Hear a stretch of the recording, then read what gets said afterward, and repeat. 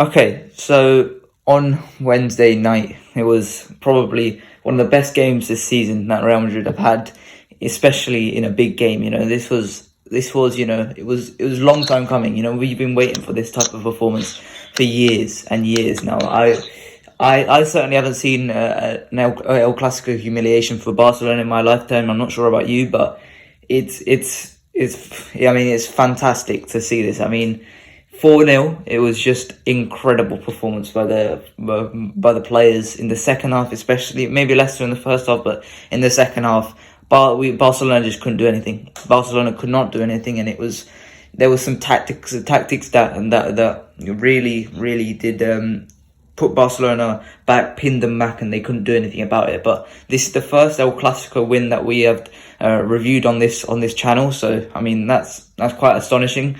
To be totally honest, I don't think so, because all of the ones that we have won on this channel that they were previews and not reviews. So this is the first time we are reviewing an El Clasico win, and yeah, it was absolutely fantastic. So what are your overall thoughts about the result and the 4-0?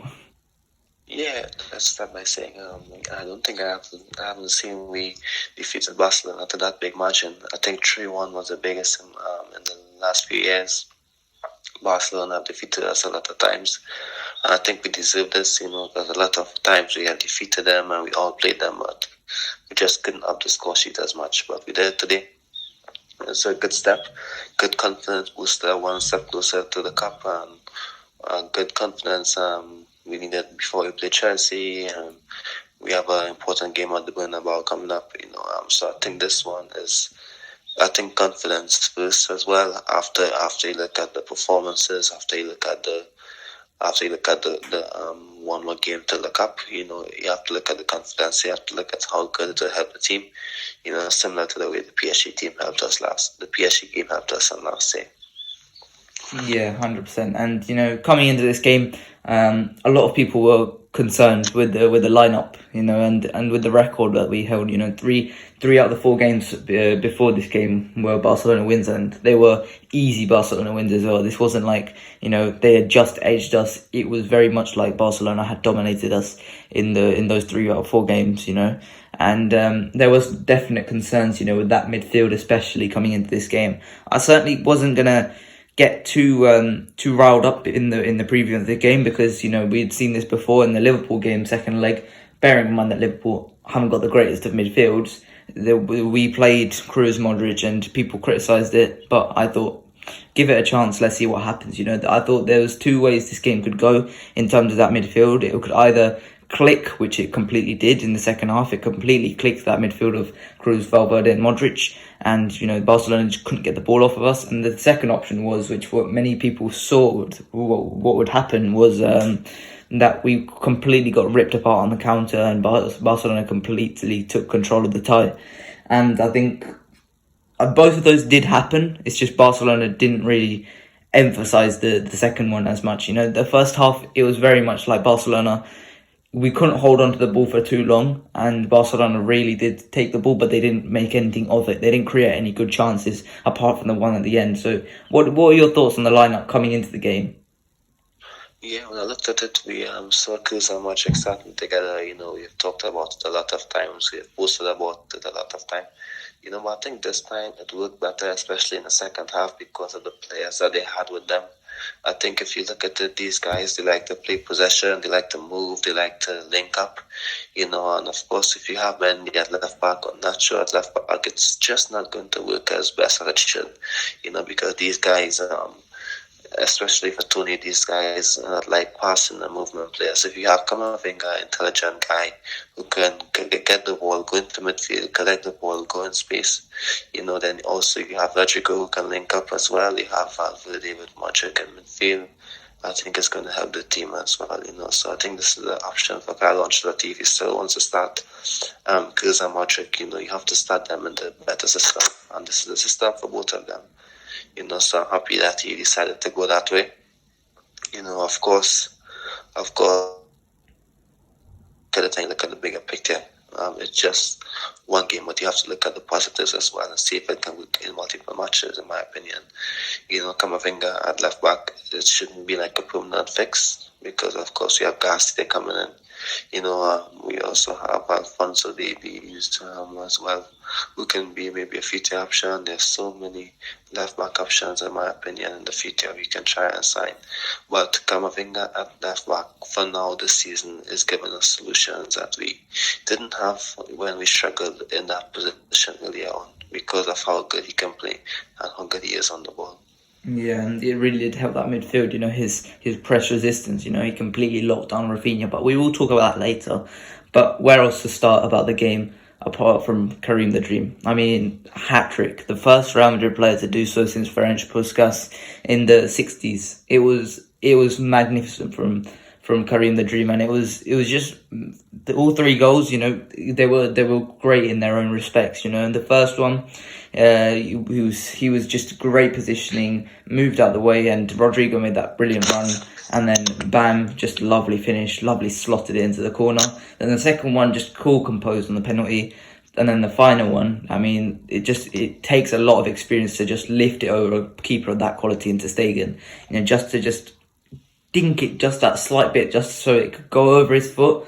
It was fantastic from Karim the Dream, and this Ramadan period, it's the time that he benefits the most from, and I think Karim the Dream is coming into his form now. Benzema is going to be in his best form right now, and suddenly, you look at that Chelsea game, and you look at this Villarreal game that's coming up next tomorrow. It's going to be a good period for him, and it's certainly one where you can see him scoring a lot more goals and maybe catching up to Lewandowski in that Pichichi race, because he is starting to come into that form, and that international break, it was so beneficial to him to just get that fitness back. And if he can stay fit for the rest of the season, we all know how important, how decisive he can be. So what are your thoughts on Benzema's performance in this game? Yeah, I think Benzema, of course, when he's fit, when he's in form, he's one of the best players in the world, if not the best player in the world. Up there with Messi, of course, and Ronaldo, who can perform on big nights. I think if you look at some of Benzema's performances on big nights, you can compare it. You can compare him to some of the best players in the world, because that's where the big players needs to step up. He can score all the goals he wants against all of the teams in the league, against all of the cup teams in the earlier stages. But when things get tough and when things get difficult, the main man has to step up. Vinicius has been doing it as of late, and he's getting better with age. But of course, it's clear that the man for Madrid is still Benzema. No matter how many years it is going to pass, I think he's going to be the main man as long as he's in the team. Even if he's slowing down, you're going to find ways to make him the main man, regardless if it's playing less, if it's giving him less duties. But he is the main man. He is a goal scorer. He is the point of the team. I think that Benzema 100% gives Madrid a chance, to win many titles. It's similar to the year when we won multiple Champions Leagues. We have a main striker and we have a good supporting cast, and we have to use them properly to get the best out of these attacking guys, not just Benzema, but you can see how important he is to the team. Whenever Benzema plays, the team, whenever Benzema plays at 100%, I must add, the team just clicks, in my opinion. And when you have him with Rodrygo, who can help not just Benzema, but help Vinicius open spaces as well. Because with just Vinicius and Benzema, they'll get you goals, but opponents are getting used to that. You add Rodrygo to that, and it's going to be difficult for them, as we saw for the first goal, in my opinion. And of course, for the first goal, he isn't a selfish player. It's clear he isn't. He does what's best for the team. He could have shot that ball. He squared it back, and Madrid scored the goal. And of course, I think that's all about Benzema, in my opinion. He's getting the goals, but he's not obsessed with it. Yes, he's obsessed with it. I think that was a poor. He's obsessed with it. Maybe he wants to score plenty goals, but if he has a teammate in a better position, if he has to work for the team, he would. And I think that's Benzema compared to many other strikers. He's obsessed with helping the team, and the goals come alongside that. And when you talk about the Benzema, you have to talk about Vinicius Junior as well, and as well as that, Rodrygo, because this Vinicius Junior performance does not come about without Rodrygo on the right hand side. Araujo struggled against Vinicius, and it's not normal that we say that, because Araujo normally does a very good job on Vinicius, even if it's like how Madrid fans do like to criticise Araujo by saying he does foul Vinicius a lot. At the end of the day, that does stop Vinicius, and it works for Araujo. So you can't really complain too much on that side. But in terms of this performance, Vinicius was outstanding, and I think large parts of that was because of Rodrygo on the right hand side. When Valverde's on the right hand side, he's just not as technically good as Rodrygo, and he isn't that much of a threat compared to when Rodrygo's on the right hand side. It drags the players out. It drags players like Marcos Alonso had to drag out, and Koundé had to drag out as well a little bit. So Araujo was left one-on-one with Vinicius, and I don't think there are many footballers on earth that can genuinely play well and match up to Vinicius 1v1. Maybe Kyle Walker. Apart from that, I really haven't seen many defenders have a good day against Vinicius one-on-one. And I think Rodrygo, the first goal, he was the one who dragged it out, and he was the one who got it around Marcos Alonso to start the counter-attack. And then the other goals as well, his movement for the Benzema goal really gave Benzema the space. He was just so intelligent with all of his movements, Rodrygo, and he will go underrated because he isn't the one who's getting the goals and assists, but he is just fantastic so far. And, he has to be must start from now until the end of the season, because he is that technically good, and he is that important to this attack, and he's that important to getting Benzema and Vinicius some goals, that I think this is Rodrygo's moment to shine from now until the end of the season. So what are your thoughts on Rodrygo? Yeah, I think he's important, of course. You were correct when you said that when Valverde plays, it's not the same. Of course, you give you better intensity. Of course, when Valverde plays, the team can have a bit more intensity. You can cover Carvajal a bit more. But however, if we are Madrid, we have to attack on occasion, and we can't just wait till the second half. So Rodrygo gives us options to score. He gives us options to open up the spaces for Benzema. For Vinicius, like we said, with just these two, the defense can just focus on these two players. It's easier for them. But when Rodrygo comes on, when you have guys linking up, when you have more options in attack, it makes it so difficult for the attackers. Yes, he's the third most important attacker in my opinion. He's not the main man. Maybe he might never be the main man. You never know, he could be, but as of now, he isn't, and he might never steal the headlines, but he's so important. He can get goals, he can assist, he can help him build up, so I think that Rodrygo Starting is a must, in my opinion. And I saw one of the posts from, I'm not too sure the specific page, but he says if Madrid go all the way to the Champions League final, I think most likely it's because Rodrygo has started in all of these games, because of course, he is helping us now, because of course, when you have a team, you have to evolve. Last year, he wasn't starting the big games, and now the teams is aware of what we're doing. And now when you evolve, when you start Rodrygo, you have to find solutions with him, because he's going to help you get these solutions, in my opinion. So I think he has to start. He isn't going to, of course, like we said, cover like what Valverde doesn't help Carvajal. But that's why you have Valverde in midfield, and of course, using the slouch, she will help defensively. But the main thing is for him to attack. The main thing is for him to help Benzema and Vinicius, and if that's the case, we can cause so many teams problems. Yeah. Okay. So that's it for Rodrygo. Let's move on to Vinicius, and Vinicius had a game and a half here.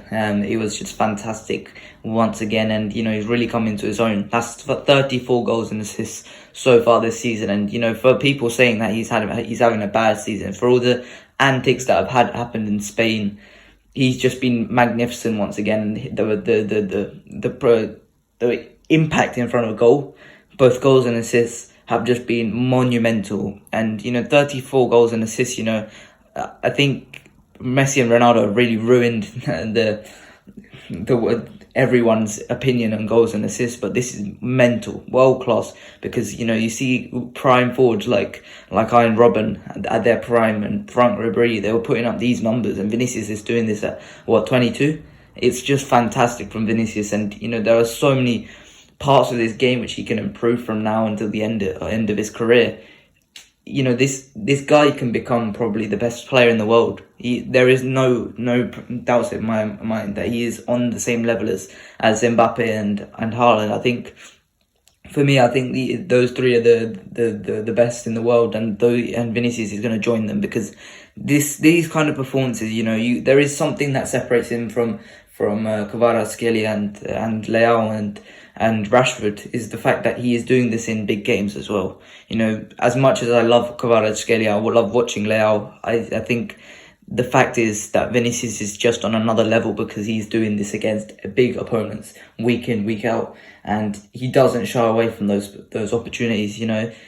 If he's faced with a challenge, he takes on. Araujo's had his number for the last few games. Well, he's figured out a way to solve that problem, and he's completely dominated Araujo here.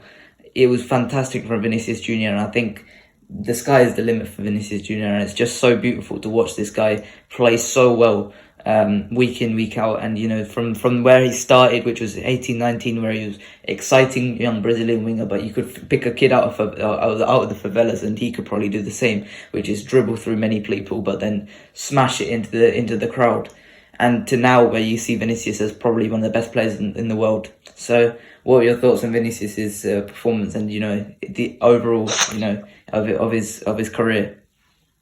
Yeah, of course it's amazing to see. I remember when we started this podcast, it was just before last season, and Vinicius was on international duty with Brazil, and we were speaking about who's going to start, and we keep saying, he's going to come on, he's going to impact the game, let him start the season like that.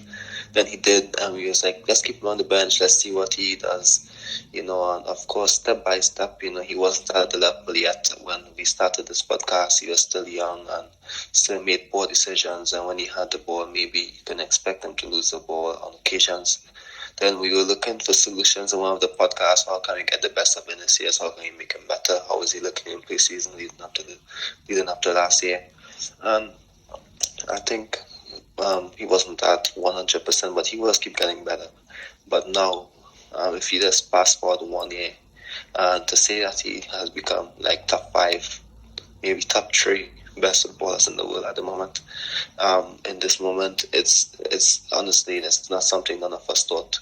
I thought that I knew he'd have become better. I knew that he could have become one of a top player, but not so quickly. I thought that the projection would have been a bit slower. But to just be so confident on the ball, when he has the ball now, that something is going to happen.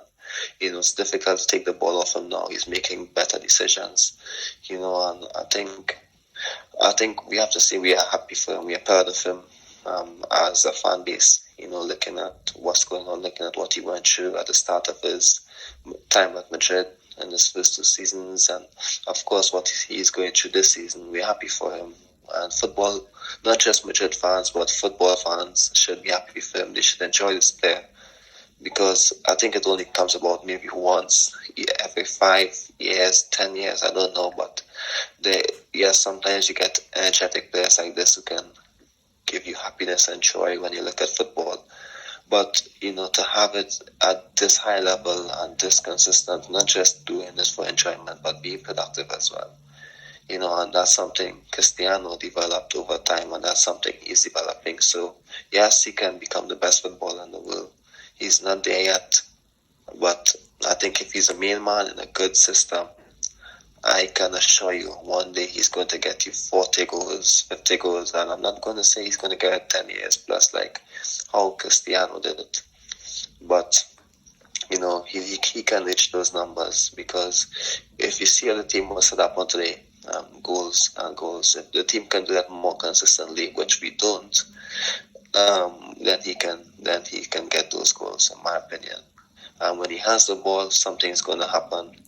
I don't know. There's not much words we can use for him that he didn't mention, or that no one is saying. But he is honestly unstoppable at the moment. On his day, he is amazing. And I must say, before I end this, in a good system, when there's support, Araujo isn't going to stop Vinicius, in my opinion. Yes, he can foul him, but when Vinicius is on full flight, he's not going to stop him. Honestly, that's my opinion, because I think it's easy to stop him when it's Vinicius versus him and, let's say, Gavi and Koundé, and they're triple teaming him or double teaming him, and there isn't space, and Vinicius has no choice but to do it on his own. Yeah, we can stop him, but when you have wingers making those overlaps, and you have counter attacks, it's 2v2, 3v3 at full flight, Vinicius can destroy almost any winger, maybe all wingers, or wing backs, I should say. And for me, that's actually something that's good, and he keeps trying no matter what. I think that's going to make him better as well. If he can't beat someone, he's going to keep trying until he eventually does it, until he finds the way to do it. And when he does it, it's used. It's a lot of his use for that defender. So for me, I would just like to end by, we're happy for him. I'm happy for him. I'm so happy to see what's going on after what he went through. Not just the taunts this season, but the struggles. Yeah, and when we started this, remember that miss against Sevilla in the 2021 season. That was probably title defining. Yeah, it cost us the league. Yeah, but we can forgive that now. Yeah, we can forgive that now. But back then it was many people saw it as the end for Vinicius, because it was just that it felt like the end of the world at that point. And the beginning of last season, where it was Ancelotti's first game, I remember he started. It was Benzema, Hazard, and Bale as the front three, and we were all like, maybe them three can provide us with a solution. And then slowly Vinicius came off the bench, kept scoring goals, and we were like, oh my god, this guy's may have turned the corner, and he just kept on doing it week in, week out, and we were just like, what's happened to this guy? And so far this season, he continues missing chances, which, although you can see that as a negative right now, but I see it as the fact that, well, he's already scoring 20 goals a season. He's already scoring 25 goals a season. He's still missing all these chances. Like you said, this guy can get 40, 50 goals a season. No problems, in my opinion. He's not going to do it like Ronaldo did for 10 plus seasons, like you said, but there is certainly areas to improve. You see crosses, he puts in some crosses, and sometimes they just go over everyone. They don't exactly hit anyone, and you could see that, and you could say, well, if he improves his crossing, that's another maybe 5 assists, 10 assists he can add to his game as well. So there are definite improvements that he can make, which just makes it even more scary, in my opinion. So let's move on to the player that I think did help this Vinicius performance so much, and that's Eduardo Camavinga. And rarely do you see a Real Madrid player who is just adored by the fans so early in his career. But that is what Eduardo Camavinga is. He is so adored by the Real Madrid fans, and rightly so, because it was just an imperious performance for him on Rafinha. We looked at his performance against Espanyol, and he struggled defensively. Against Espanyol, and this was certainly something that Rafinha could have. Rafinha's a quality winger. He could have definitely exploited this, but Camavinga completely locked him down. He didn't let him have a sniff. Everything that came close, he just tackled. His scoop tackle complete every single time. Rafinha just couldn't get past him. Pace-wise, he was never caught flat-footed. He was always just 1 second ahead of him. Headers, he won everything in the air. He was just magnificent. And then going forward, he just helped Vinicius so much, gave him so much space, gave him so much time on the ball. And this is something you can expect of Fran Garcia next season. This is not something that you can expect permanently from Camavinga. But if you look at this and you say Mendy comes straight back into the team, I don't think so. I think you look at this performance and you say this is our starting left back for the rest of the season, because Camavinga is definitely good enough to do that for us. And I think in this game, it's proof that Camavinga helps us offensively and defensively against a big team like Barcelona, because defensively, without him, Rafinha could have had a very good game. But Camavinga completely inhibited anything that Rafinha could do, and going forward he helped so much. And like you said earlier, in the press, he just couldn't get pressed. He couldn't be pressed. He played most of that game with a slight little injury at the start, a little knock he suffered at the start, but he was okay. He was fine. He carried on with it, and he was just fantastic for the rest of the game. So it was just fantastic from Camavinga. What are your thoughts on his performance? Yeah, of course. Defensively, he was quite good. No one could have got past him. That's quite an accomplishment for someone who isn't a left back. And of course, he was so good in possession as well. It's not something I noticed until I saw the stats. I noticed he was good in possession, but I didn't know he completed all passes. I think that's because he is so good in link up as well. That's what makes his position a bit better, because he can be a bit more inverted and come inside. And I think that's also what made the performance better for our midfield as well. Because we've been saying we can't start these two older guys in the midfield, but I think I think Ancelotti is trying to find solutions, to play them. At least it worked this time, he had younger guys who can help him, with Rodrygo linking up, not just Camavinga, but Rodrygo linking up, Valverde jumping back into midfield to cater for that. And I think that helped, in my opinion. That helped the midfield, and Camavinga starting. He should be ahead of Mendy at left back. Maybe in some games you can put Nacho there. I think Nacho is ahead of Mendy as well. Alaba as well, because Mendy is having a difficult season injury-wise. He's still a quality player defensively. And he puts in a lot of effort as well to get better. But I think now I would have to put other guys ahead of him. Camavinga should definitely be there. And let's be honest, the biggest issue was his maybe defensive issues. But after this game, even if you start him in a big, let's say a Champions League match, I'm 100% certain what Vinicius does to Trent, no one is going to do that to him, in my opinion. Maybe you can catch him out of position, but he's not going to be destroyed, because his positioning when making a tackle is so good, and he makes good decisions as well. And he tries, of course, and that's the important thing. So I would say that it could be a good fix. Maybe it shouldn't be used to start all matches or every match, but if you're chasing a game, if you're looking for something different, if the midfield is struggling, Camavinga at left back is a good option. Yeah, 100%. And let's talk about those two centre-backs who completely locked down Lewandowski, especially Militao. Militao completely stopped Lewandowski from having any fun today or on Wednesday, and he just completely stopped anything that came to Lewandowski. Anything that went to Lewandowski would be bullied out of the way, and just got absolutely just rinsed every time he got the ball. Militao went through the back of him. He took the yellow card, but he didn't really care. And Militao was fantastic once again. And this is the thing. Militao is a Rolls Royce defender. He has the everything to be the best defender in the world for the next 10 years. I think he's better than Araujo. I think he's better than most other defenders. I think he's up there with De Ligt. I think he's up there with Josko Guardiola in terms of the best young centre-backs. He has just got everything that you need in terms of ball playing as well. He gets forward, he dribbles forward.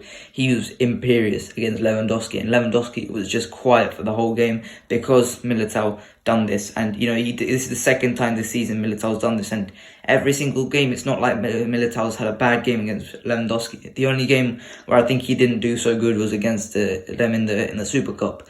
But apart from that, Militao's been so good, and just like Vinicius, we saw this guy making stupid challenges in his first season, and we saw this guy being rash, idiotic at points, and just so stupid at points where it was like he's just never gonna make it. And then in the 2021 season, he had a run where Ramos and Varane got injured, and he was given a run, and he's just never looked back since.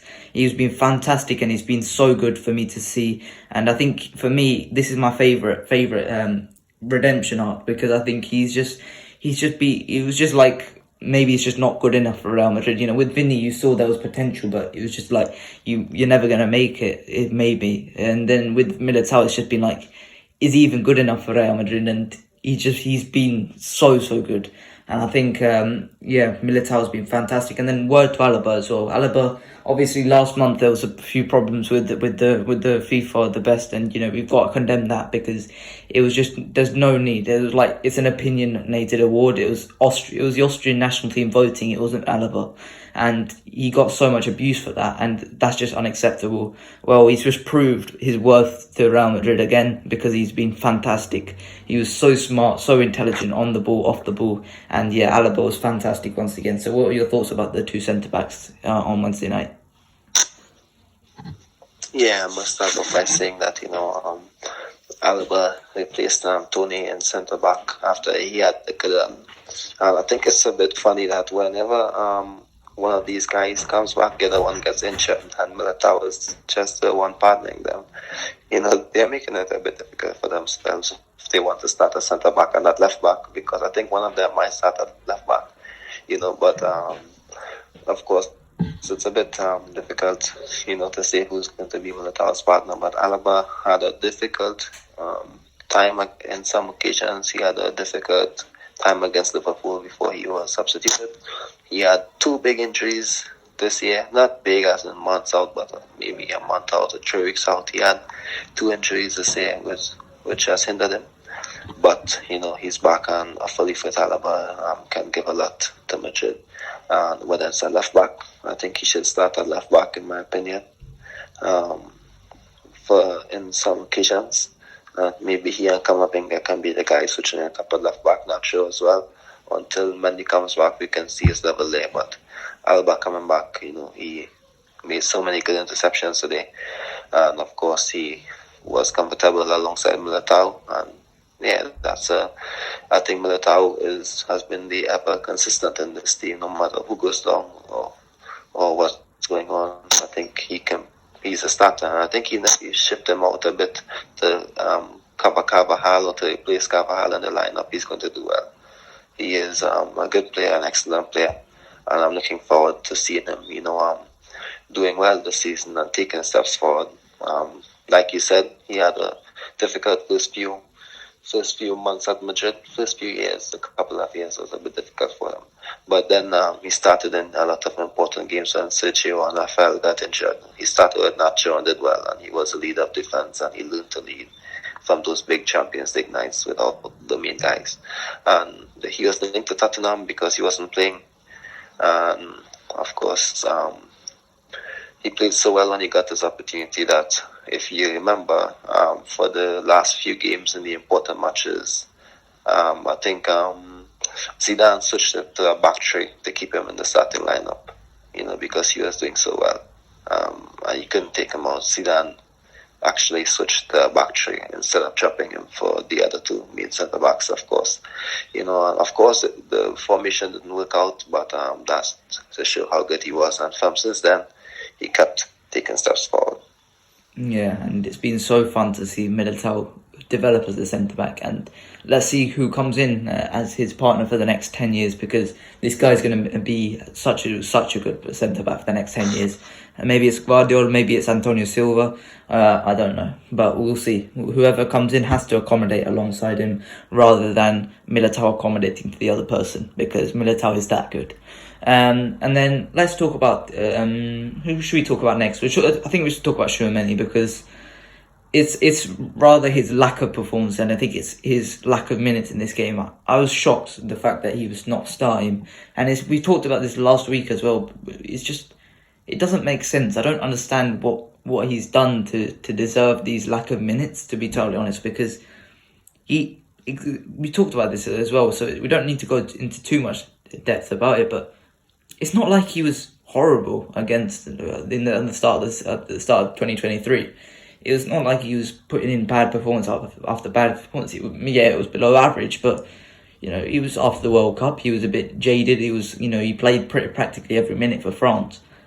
I just don't understand what's happened and what's changed, because in this game it would have, before the game, it would have seemed pretty solid to start him in the central midfield. And he's been proved vindicated in not playing Tchouaméni in this game because we won 4-0, but it just doesn't make sense. I don't understand why Tchouaméni's not started, and I want to see him start against Villarreal tomorrow, because I think it's a game that suits him, where we're going to have to play against Danny Parejo and Francis Coquelin possibly as well. I think it's certainly a game that suits him, but I don't know. I'm unsure what's happened with Tchouaméni. So what are your thoughts on the Tchouaméni situation right now against Carlo Ancelotti?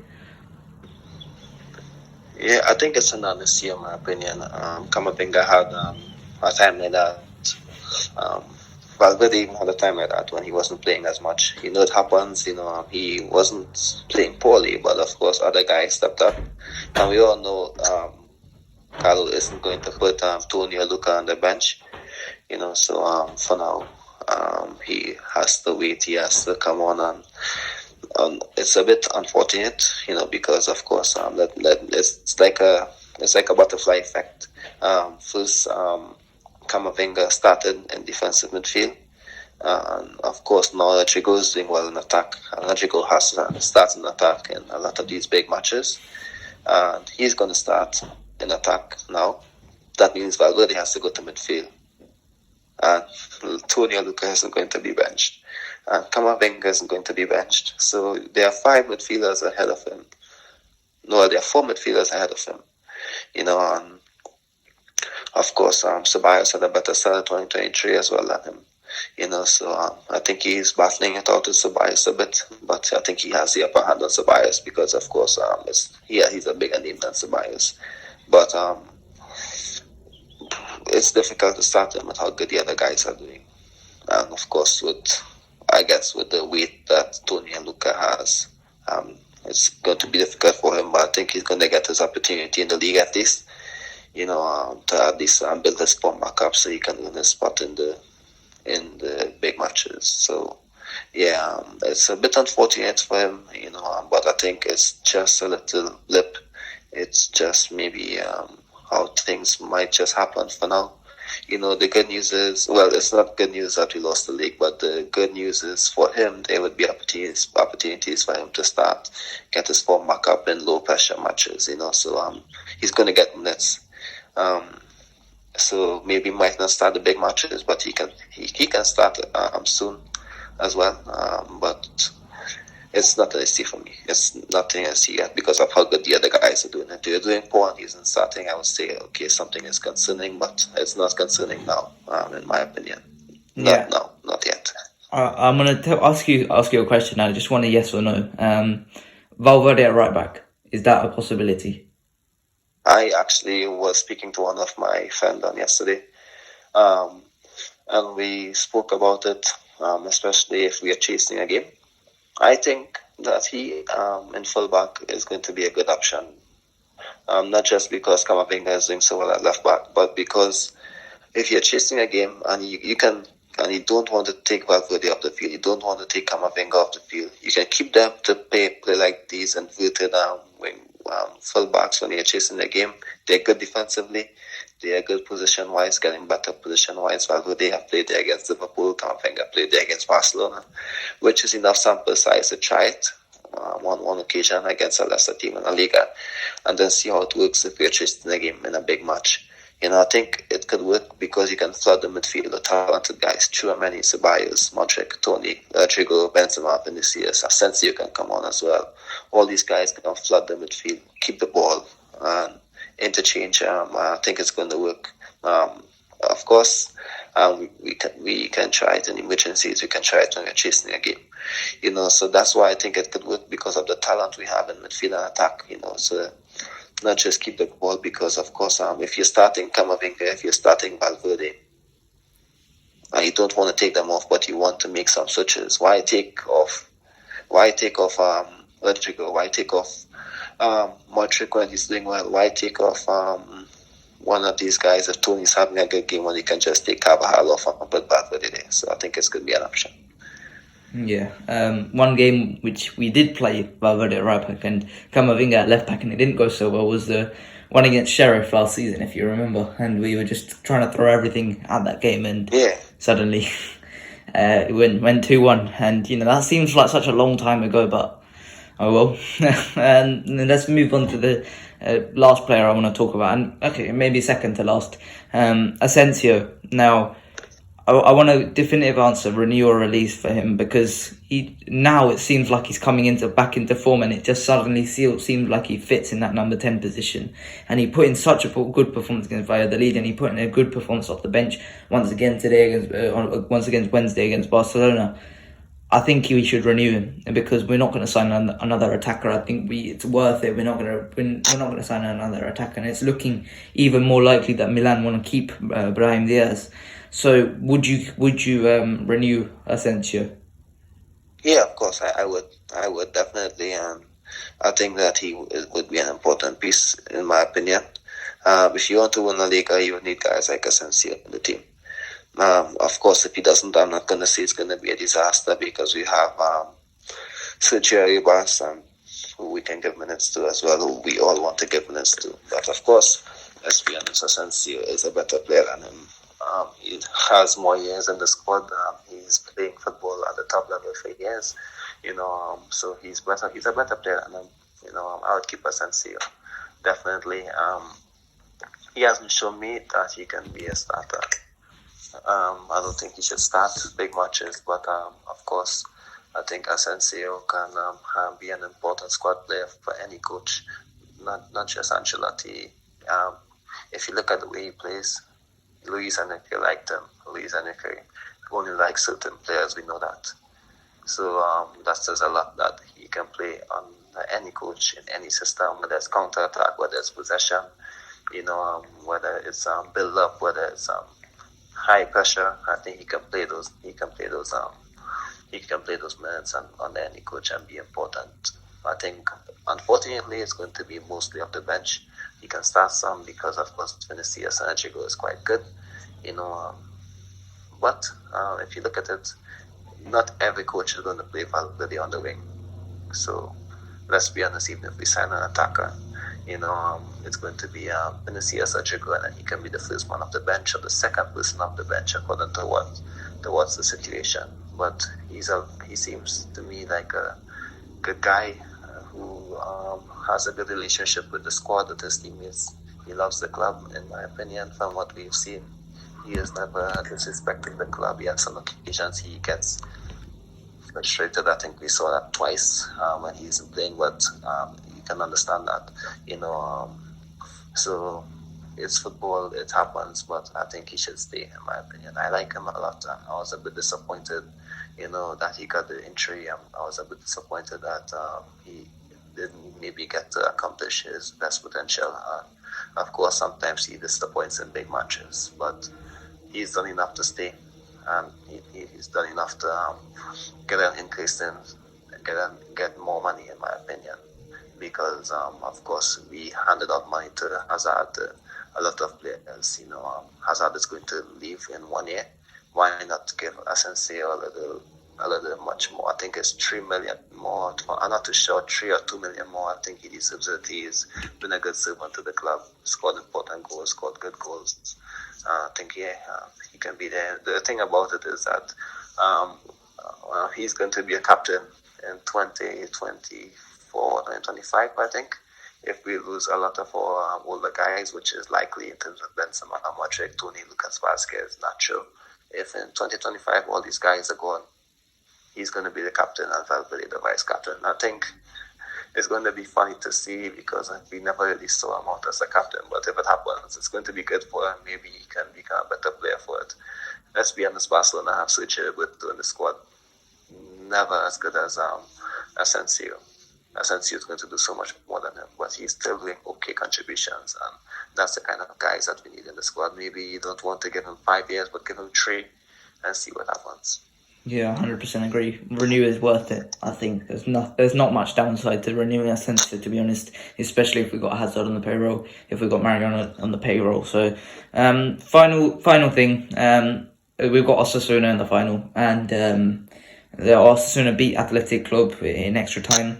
It wasn't really a convincing game, but they did their job. And there was that little chat with Jacoba Aracete, their manager, with Carlo Ancelotti. He said, "We'll see you in the final," and here we are. Let's see what happens. I mean, we were struggling against Osasuna. They are a difficult side. to break down. They've got some good players as well. Jimmy Avila, especially, I think he's very, very good. I think Abde can cause us some problems. Abde Eze, and let's see what happens in that final. Have you got any words on Osasuna before we finish, or on Barcelona? No, we're coming up closer to the date. I think we'll have more information and more analysis on the team as well when we're going to play them. But congratulations to them for making the final against the Yachts. And of course, on Barcelona, I think this game shows that we are a better team than Barcelona. Barcelona just had a more consistent season, and I think that upsets me a bit more because how we lost the last 3 matches, because we can beat them, we can play better than them. If the correct players is used in the best of matches, we would have been in the title. Now, but unfortunately, it's difficult. Now it's lost, but I think it's going to show us next season that hey, we can beat this team. We may need a couple more signings, but we are a better team than Barcelona. In my opinion, I've always said that.